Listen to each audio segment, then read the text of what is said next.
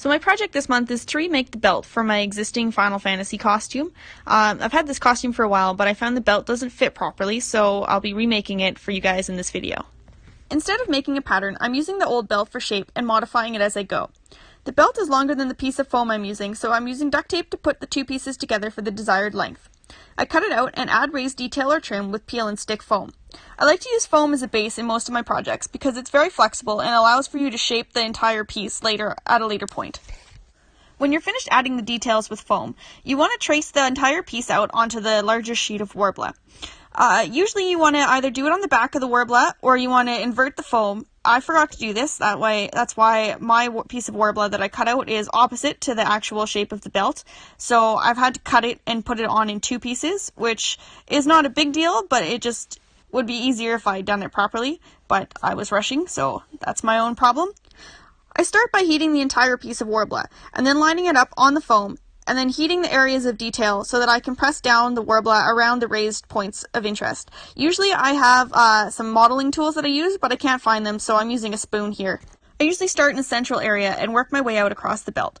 When I'm finished covering the front, I need to heat the entire belt so that I can mold it into the shape of my body. As you can see, there are two pieces I don't want to melt together, so I put a piece of wax paper between them. Hold the belt in place until it cools, or else it may start to lose its shape. I've reinforced the joints of the foam as well as the joint in the Worbla, just so that it's more sturdy.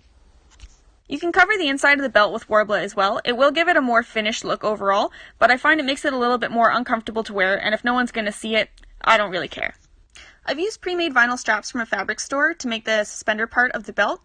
I wanted to close them up with fasteners from my leatherworking kit, but I can't find the proper tool to close the fasteners together permanently, so maybe don't use this section as a how to leatherwork, but just for a general idea of how you can do it. I don't prime my pieces before I paint them, but you can if you want to, and you make for a better final product, but I don't really find it makes too much of a difference for me. I use spray paint basically for the base color, and then I use modeling paints to do the details. You can put a top coat on after to prevent the paint from chipping, but I usually cut corners a lot, so I don't tend to do that.